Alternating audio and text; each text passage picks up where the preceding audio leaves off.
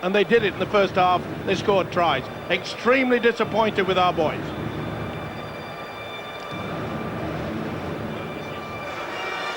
Well, this is a magnificent sporting weekend in the first city of Melbourne. There was the Derby race run yesterday, and on Tuesday it's the Melbourne Cup, where the entire nation is brought to a standstill for around about 2 minutes while the horses run round the track. Millions and millions of dollars are invested, and right now a lot of us who think this is the blue ribbon event that is taking place in Melbourne this weekend, well, England with a massive 40 minutes ahead of them, and a short kick-off from England right from the start here of this second half. So some invention from England at the start of this match. Can I take you back, gentlemen, 16 years, Melbourne, Princes Park across town. Britain won 32 points to 10. The Wigan forwards were in overdrive, and Phil Clark got a try that night. Phil, we need something similar here this evening. Well, they need to execute far better. Even that short kickoff was uncontested. None of the white jerseys were able to get there. And yet, you know, you can't lift the World Cup by winning here tonight. What you need to do is to improve now and through over the remainder of November until the final at the 22nd. Now, the improvement starts here. England might not win this game here today, but if they want to lift this World Cup trophy, we need to see an improvement in the second half, particularly defence out wide. The three men, the winger and the two men inside him on both sides of the field, need to tighten up and improve. Well, let's see how they do here. This is the first raid of this second half from Australia. Josh Perry driving it in. Now Cameron Smith flicks the ball back to Lockyer. He finds Prince. Prince to Slater. Movement all over the place for Australia. Oh, and so close to an interception then. The ball we had the came inside, and it was, I think it was almost John Wilkins' moment then. Well, he certainly put himself in a good position and then just lost control of it. It's as simple as that. Wilkin really should have taken it in. Opportunities again go begging. Is disappointed is the St. Helens Star. Anthony Tupou is massively relieved because Australia have head and feet at this scrum, and here is Israel Folau, tackled by Rob Burrow. Burrow gets out of the way eventually, and Tate is tackled by Wilkin and by Calderwood. Now a drive in here from Lafranchi again. So close to the line. Watch for the inside pass yet again, the switch. Smith. Here's Prince. Oh, Prince dancing through them, and Graham got to him. Still out there, James Graham. He's played every one of the 42 minutes so far, Graham. 4 tackles repelled. Lockyer, short ball. Oh, Stewart gets the ball away. There were bodies there, and it was a good job they were, because I think it was Brent Kite who had to try and leapfrog one or two of them. This now is Lockyer. Into centre field it goes to Prince, and Prince will put the kick in. And Calderwood to the rescue, but Calderwood just runs the ball dead, and it's a goal line dropout. Let's get down to Bill. There's news, I think, of Leon Price. Bill? Some encouragement for England, because Leon Price is back out on the sidelines wearing one of the replacement bibs, and the word is that he will be able to come back on later in the game, but he has had a bang in the side. The severity of it isn't yet clear. It sounds as though he's got bruised ribs from what we've heard, but the word is that he will be able to come back. Eddie, I spoke in the first half about just how good Australia at the start of the 40 minutes, both 40-minute period here. They've started the second half here. England haven't had possession. They've forced a goal line dropout, and they gain control of the match with a strong grip early in the half. Yes, they're in control here for the time being, and this is Tupou again. It takes 3 to bring him down. Anthony Tupou, all his Test appearances have been off the bench so far, drafted into the squad once Michael Crocker dropped out. They don't seem to lose much, do they, when their injured players withdraw from selection. This is Cameron Smith, and Smith attacking the line, gives it to Prince. Prince then to Lockyer. Oh, and Maguire was on him in a flash, but Lockyer did get away for a moment. That's the only second time that you see Lockyer has played the ball in this entire game. Here's Prince again. Short ball to Inglis, who's on a hat-trick, of course, now. This is the last tackle. That's how close the Aussies are. This is the 12th consecutive tackle that England have had to face. It's a great crossfield kick. Oh, and it came off the arms of Billy Slater. That'll be a knock-on. It's a knock-on, it is. The turnover then on the last. And relief yet again. They've really mixed and matched it, haven't they? Running the angles, putting the big on the inside. He had the opportunity there. You could see it had beaten Wilkin. And it was only the attention of Senior that stopped him from taking that football. Talent all over the park, especially with the fullback Billy Slater. We need something desperate. We've got to ask a few more questions. Roby's been doing that. He's been our best player by a mile. And Graham has stood up, hasn't he? He's put his hand up on every opportunity. Rob Burrow has tried his hardest, but Paul Cullen was making the point during the half-time break in the studio that with Leon Price off the field, he hasn't been doing much kicking when he was on the field, and the English kicking game seems to have just disappeared. The man who's just passed the ball there to Maguire, Sinfield, he believes should be the man who's taking control of the British kicking game. Well, he did that in the grand final. There he is there. Game. It's a high one. Oh, and a mistake, and a chance, and they've given the ball away, but the referee comes to England's rescue, and he'll play the first knock-on, I think. This will be head and feet to England at this scrum. Well, it was always going to be a knock-on. That was the worst that England could come up with. Really under no pressure. Maguire said, yeah, well, at least it's worth a try. Just went over the top of Martin Gleeson. Well, that should send out a message. Billy Slater may be full of tricks, but when it comes to the high bomb, it looked a little bit uncomfortable there. There was not an Englishman anywhere near him. No, and the ball from, or the pass rather, inside from Maguire was just a little bit too high. He's Sinfield now. England trying to get themselves on the board first in this second half. Get back in this match with Roby. Good defence, great goal line defence from the Australians. Wilkin will play the ball here to Roby. Back it comes to Maguire. He got away with that. He got away with that, Danny Maguire. This now is Gardner. Oh, he ran into his own player, Paul Wellens. Wellens doing the job for the Australians. Amazing. Wellens at dummy half. Graham to Gleeson. Gleeson gets the ball away. It's untidy again, but it reaches Senior. And Senior runs back, same place. Good strength from Senior. Ball down by Scott Prince. He wants to play the ball. Prince won't let him. Now he does. The ball somehow gets its way to Hock. Hock flings the ball in field off the knees of Burrow. Burrow attacking the line. He's hauled down. That's the last for England. Roby. Oh, untidy. Wilkin will hoist the kick. And Israel Folau to the rescue for Australia. Well, it's one thing testing your arm, keeping the ball alive, that's okay. But when it comes to the last tackle, you've got to make sure that the man who's shouting for it receives it. Control the game by the kicking game, and they're not doing that. Australia then inside their own half for the time being. This is Tate. Oh, gets the ball away. Slater picks it up brilliantly. Slater applies the pressure round Wellens. Calderwood back. And he's the man to the rescue for England. But here come the green and golds. They're flooding forward. This is Prince. Prince then gets the ball away. England back now. Ball out the back door from Lafranchi. Calderwood again brings the man down on the last. And Tupu plays the ball. Lockyer hoists the kick. It's high. Gardner's underneath this. Gardner claims it. Super take.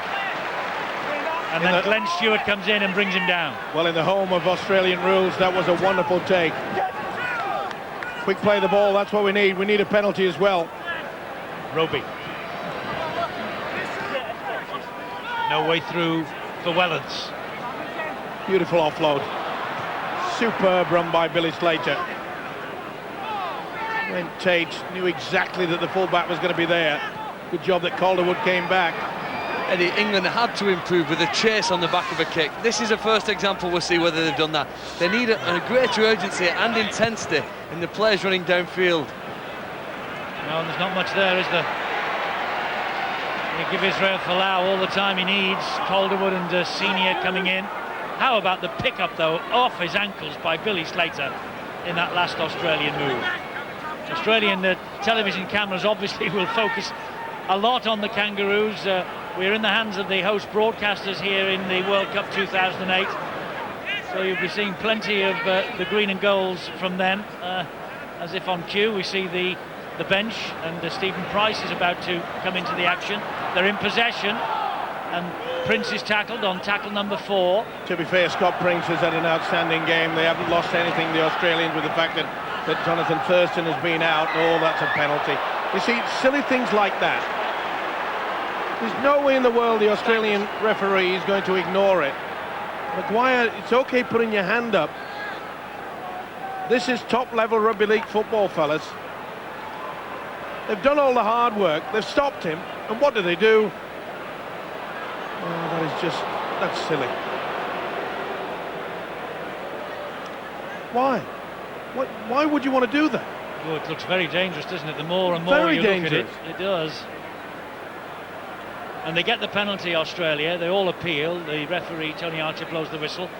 And Danny Maguire will take the penalty on the chin. But more importantly, from an England point of view, Australia here have elected to kick for goal. Does that surprise you at 22 points to 4? It does me, yeah. I think they've found some stiffer resistance, though. I've noticed one or two of the Kangaroos, hands on hips, struggling a little bit there, really. There's been some steel in what England have done in a lot of tackles, but if you switch off on one play, then it costs you either meters or a penalty, and we've seen it here now, probably 2 more points.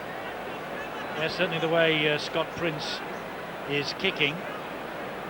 He's 28-year-old, winning his 3rd cap tonight. Well, maybe Ricky Stewart says, let's look further down the field now. Let's just relax a little bit. Opportunity, take the 2. He's in top form, this fella. See his first game for 7 weeks. You wouldn't believe it, would you? Look at that fantastic kick.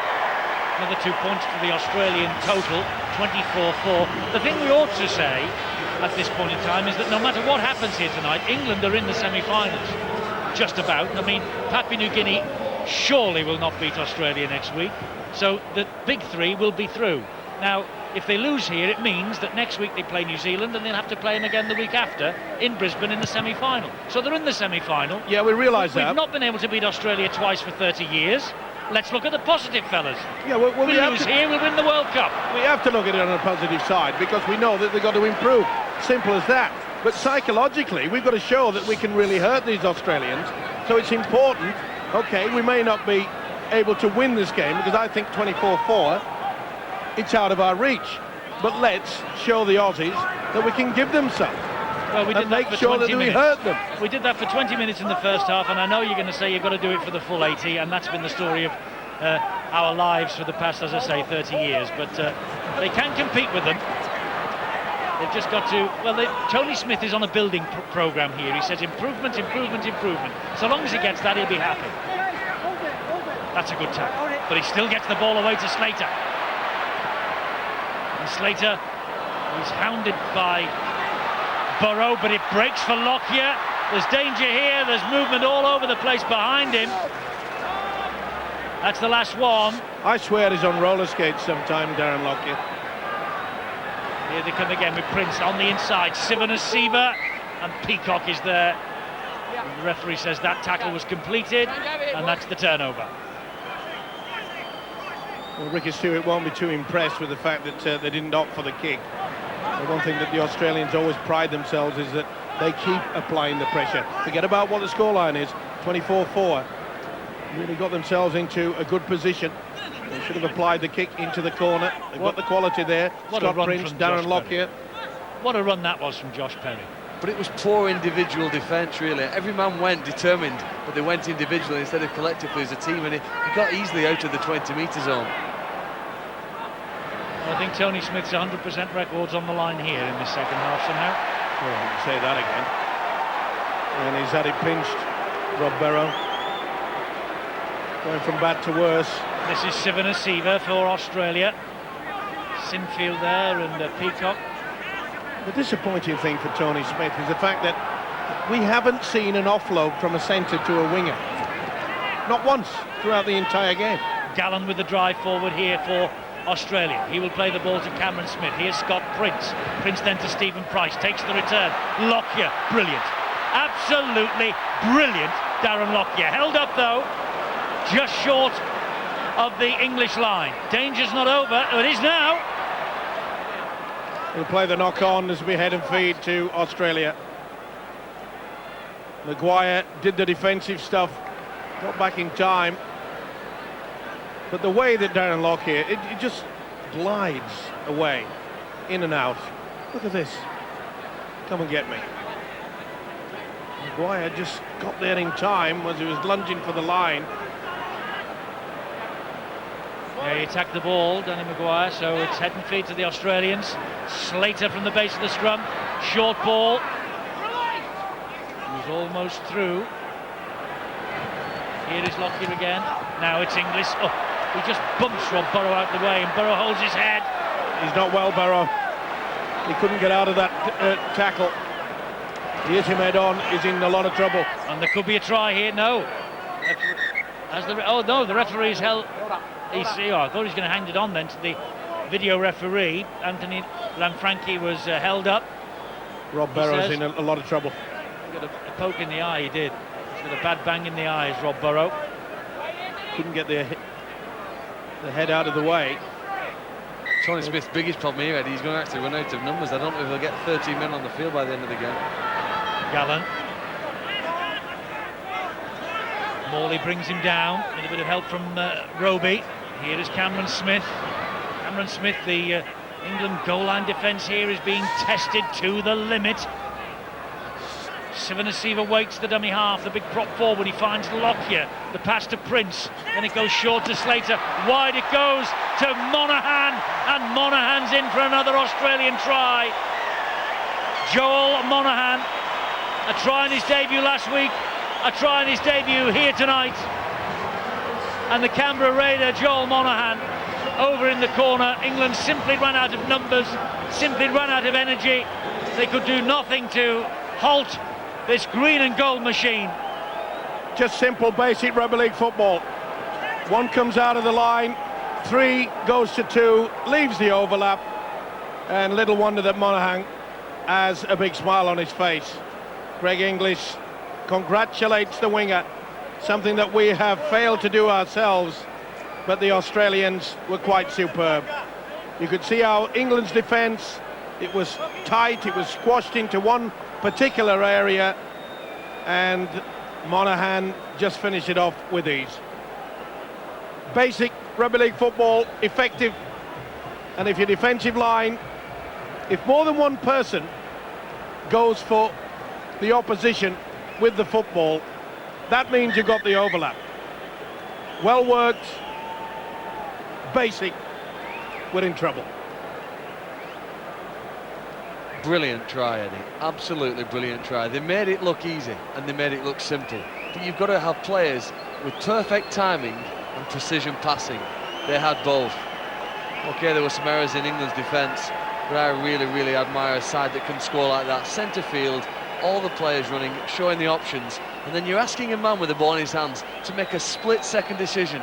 He needs to look at his teammate and look at the defence, and with that reading of where the gap is and where the space is, deliver the pass. And they do it, as you say, with aplomb. Here is Scott Prince to try and add the extras. No, he just pulls it the wrong side of the posts. To be fair, Eddie, if you allow them the gap, they'll take full advantage. Look at that. Where was the winger? Nowhere to be seen. If 2 go for the same player, the dummy runner created the fact that Adi Garner went through. Little wonder that the Australian coach, Ricky Stewart, is very pleased indeed.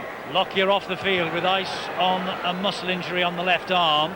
And Carmichael Hunt, there he is, number 14, has come on to replace him. First run from him, Carmichael Hunt. He's not worn international colours since the New Zealand test of 2007. Let's get news of Darren Lockyer, Bill.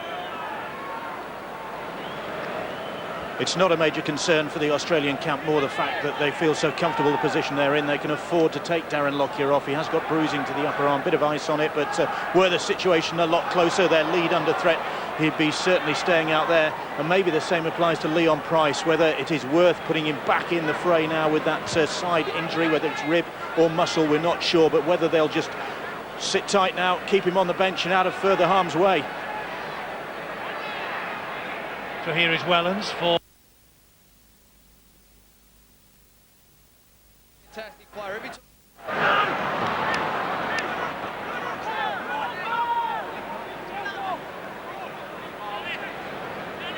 2-1, 3-1. Look at the... They're just surrounding the red and white jerseys. It's very condensed when England are in their own half. They can guarantee that. It's not a man-on-man. They don't need to do that. And there's a relieving penalty, and we need this. We definitely need it. This very tight defence, you'll see how they come down the middle. The Australians force you into such a small area, but we're not asking the questions. Have we seen any run from Rob Barrow this half? No. Plenty of effort, but we need a bit more skill factor, Phil. Australia have had much more of the ball than England, Eddie. I mean, England have had to make 50 tackles more than the Kangaroos, and for that reason, when you get to the final quarter of the game, sometimes your perception of a game is distorted. Australia do look strong, but here's England with a chance. Ellis taking it just 10 metres out. Indeed so. Ellis on tackle number 3 goes down, and the closest really that England seem to have been to the Kangaroos line for a wee while. Roby, and here's Burrow. Burrow then to Wellens, and here is Senior! And he's Senior's lost the ball. Good tackle by Carmichael Hunt there. I posed the question midway through the first half, Eddie. England will only get 5, maybe 6 at most opportunities, and we've frittered them away. Was that reefed out?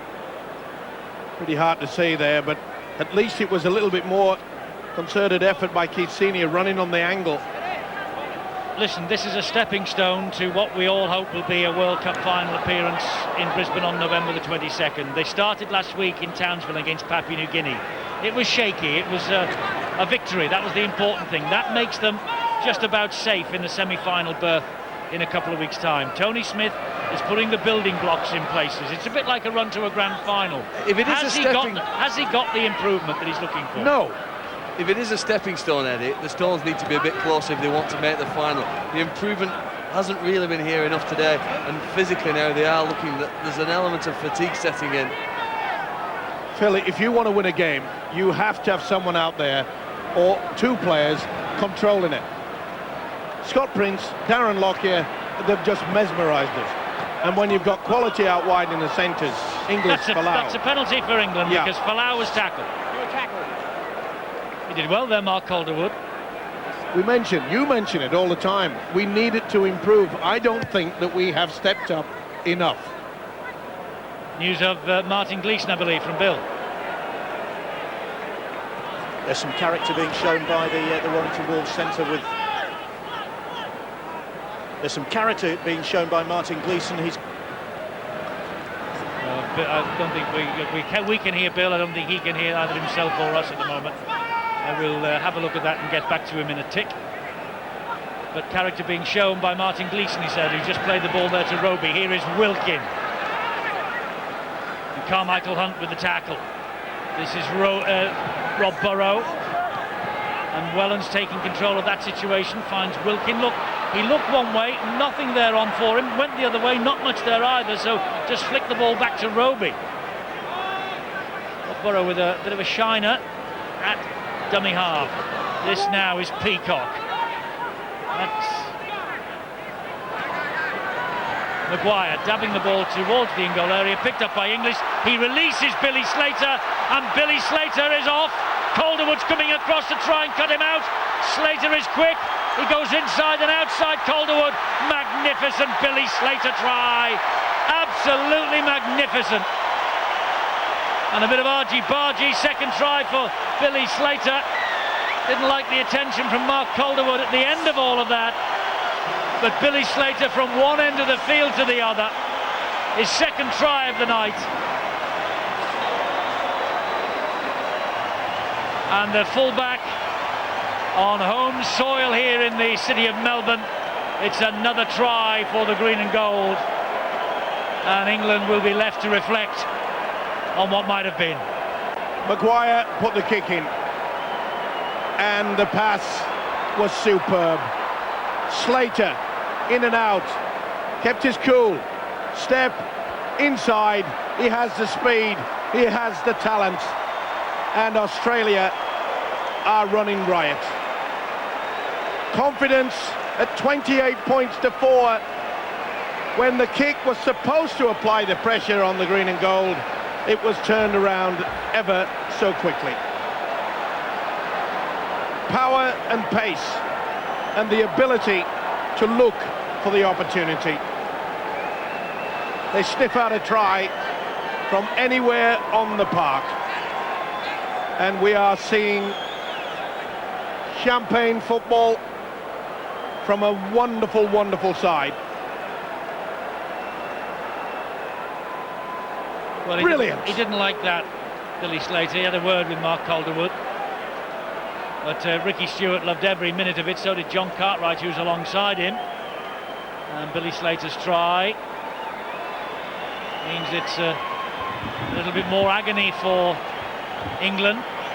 Australia, though, and the last at the Dome in 2006, they beat New Zealand here 20 points to 15 in the Tri-Nations. They're defending a 2-year, 6-match unbeaten sequence at Test level. They are the world champions. And I'll tell you what, they'll be writing the fact in the press here tomorrow that they might as well get the engraver out now and get the cup up to the ARL headquarters. 34 points to 4. You can't argue with a scoreline like that. No, obviously we all want England to win this game and lift the World Cup, but you do have to admire players that, you know, really are world legends, and Billy Slater is clearly one of those. He'll be remembered forever, both his try-saving and try-scoring. This is intelligent play. When you're running at full pace, to be able to stand up the man, turn him around and then finish in the corner. He knew the direct run to the line wouldn't get him home. Calderwood would track him from behind. But he's such an exciting player because he just senses a chance to score. Here, Australia again. They are with English straight from the kick-off. Short kick-off, English over for a try underneath the sticks. And that's Greg Inglis's hat-trick. And the Australian crowd here enjoying each and every minute of this. England are dejected. So are their 4,000 travelling supporters. Australia on the night, just too good. The short kick-off option that they used at the start of this second half, they went for it again. They got the ball back off the hands of Senior, but nobody was there. And English, look where he's come from. Well, if you're going to do a short kick-off, you've got to make sure that you've got someone back in case this happens.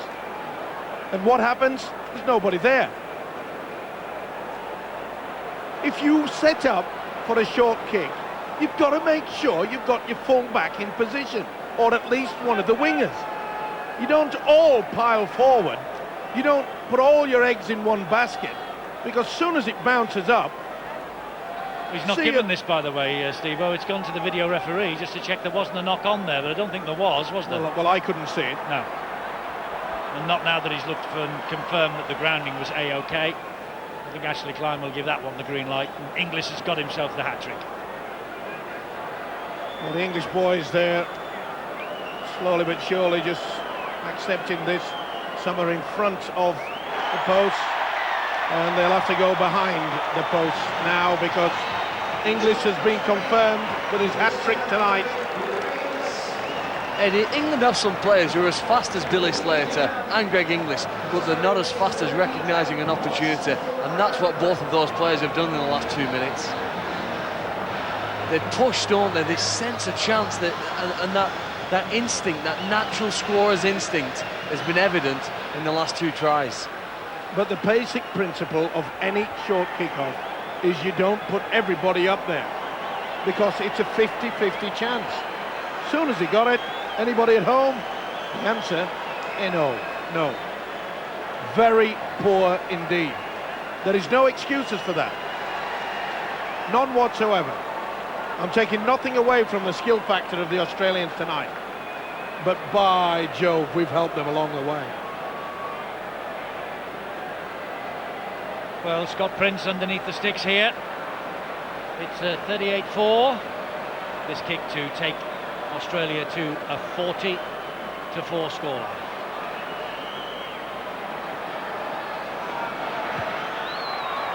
Not a problem. 40 points to the world champions, 4 to England. It's quite clear. Anybody at home?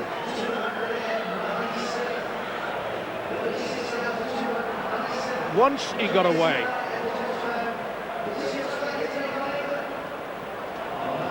Well, it's not as though we haven't been here before, gentlemen. Is it? You have to take your hat off to them. They are the best in the world. You look at that three-quarter line of Monaghan, Inglis, Falau and Tate, and that makes you drool. And then you look at Lockyer and Prince, or Carmichael Hunt and Prince, and remember Thurston late dropout earlier today. So it doesn't matter which part of the jigsaw goes missing for Australia, they have the correct piece to fit every little section of the ground. Yeah, we knew that, but we really have not got on top of the forwards, which we anticipated. We thought that our forwards were far better than the Australians, and quite frankly, we haven't matched them. They've been the side that have been making over the advantage line, making the breaks, the offloads. We haven't seen it. Now this surprises me. If there's a problem for Leon Pryce, why on earth are we pushing him onto the field of play? You've mentioned it, Eddie. It's not over yet. No. The World Cup has to come. At 40 points to 4, why on earth would you want to risk Leon Pryce? Well, next week it's New Zealand in Newcastle. I think we've got communication back to Bill, and Bill, we think this is a strange move. Well, yeah, but they weren't committed as to the severity of Leon Pryce's injury. Just a bang in the side was the word from the England medical team, so maybe he's shaken that off and feels ready to come back. Certainly he's been pacing up and down the sidelines while he's been off, suggesting that he wanted to be back out there, so that is a positive move for England. Roby has come off, and the other hero out there, well, certainly showing lots of character, Martin Gleeson, because we've seen him with a knee problem. Right knee seems the problem. He's also had a bang on the side of the head, which he's been treated for. High hanging kick. Slater claims it above Paul Wellens. Does he? Hall does he? Referee with a decision to make. I think he's made his decision. He said the ball is Australia's. And here is a penalty for offside against England. Not standing square at the play the ball area. We're looking very ragged indeed. Well, we thought he made a right meal of the last high kick, knocked on, but he was equal to the task, wasn't he? Put under pressure by his opposite, Paul Wellens. He's had a fine game. He has, Billy Slater, outstanding. There is no question about that, in an outstanding team. And by the way, Greg Inglis, we've seen 3 tries from him tonight, and it's his second hat-trick in his last 4 test matches for Australia. That is the standard of the opposition here tonight. World champions, aiming for a 7th consecutive World Cup triumph. They brushed New Zealand aside last week. They're brushing England aside this week. But hope springs eternal, and there's still a couple more chances for England to get through to this World Cup final. Here's Slater again. He's in again. Slater is in again, and that's a hat-trick for the full-back as well. Fatigue is setting in now for England. 44-4. They will know without anybody telling them, the English team, management, coaching staff, this has been a lesson. This, I'm afraid, has been a rout. Well, we're getting to see just what Australia are. We thought before we came out to this World Cup that it would be their pace and skill out wide that would lift the Australian side to glory. That's their favourite tag, all on the back of some wonderful play here. Billy Slater puts himself between 2 defenders who are stuck in reverse because they are outnumbered. And you know what, Eddie, this is probably England's or Great Britain's worst performance against Australia since 2002, when they lost heavily in Sydney. We have shown in the 10 games since that we can be competitive. In fact, we can win on times. But clearly here tonight, we have underperformed. Many of the players have played well below what we're used to seeing week in and week out from them. without a doubt. Now, I praise the fact that Tony Smith put his hand in the air and said, all right, we had a bad game against Papua New Guinea. He showed faith in his selection by not changing anything other than the fact that Lee Smith was injured. Calderwood took his position. I'm afraid he has to make changes against New Zealand. He has to. Well, that was the next question I was going to pose to you. What does he do next week? Does he make wholesale changes? Does he give the players who haven't yet played in this World Cup campaign the opportunity to shine for a place in what we now believe will be a semi-final against New Zealand in a fortnight's time? Does he say to the likes of Mickey Hyam, Rob Purdham, Ben Westwood, Jamie Langley, get in there, have a go, let me see what you can do? Of course. Anything better than what we've seen. I'm sorry, but a few of the stars of yesteryear. Kicks a good one. It's 46-4. The stars of yesteryear have not stood up to the plate tonight. And there are times when you've got to bite the bullet. This is just sheer quality. Again, the defence, hang back. What are they going to do? What they've done all night, scored a TRY. Well, England will be glad to get on the bus and get back to their team hotel tonight. 8 minutes away from the final siren. 46 points to 4. Australia showing no signs whatsoever in the two games so far of relinquishing their grip on this World Cup. It's been a masterclass from Australia. They've shared the work. Phil, you're right. This is a performance from England players that we have not seen all year. I don't think anybody would have any qualms at all about the 24 names that Tony Smith named to come out here and compete in this World Cup. They've gone for a 40-20 now. Let's look at some simple facts though, Eddie. Australia have had 60% of the possession in this game. That's why they look fitter, faster, stronger now in the final quarter of the game. For England to win in a test match against Australia, they need to have at least 50% of the ball. And when they have had chances, they've come up with unforced errors. And that just really underlines summarises why England have lost so heavily. And we've got to look at the fact that every time Australia has kicked and their chasing game has been superb, Paul Wellens is not fast enough. Every time he gets the ball, they've forced him back in between the 10 or the 20 metre line. Look at the opposites. Every time Slater's got the ball, he nearly makes it to the halfway line. It's 8 tries to 1. It's a hiding. Phil, you've got all the stats in front of you there. What are the line breaks for England? I can hardly remember them getting through this defence. Well, it's 8-2 in Australia's favour, and I suppose so Australia have converted them, haven't they, into chances. The kick just rolls out of play. So England have made 2 breaks. Well, that says it all. This Australian defence is outstanding. But have we asked the questions? 36,000 in here tonight to watch this at the Telstra Dome. They'll be delighted with that, and so will the vast majority of those 36,000, by the way. They see no sign yet in this World Cup that Australia's dominance is not going to continue. You'd have to agree with that, but I pose the question, is that we've only made 2 clean breaks. Have we been creative enough? Have we had players out there that can create a gap? We've seen it from the Australians time and time again.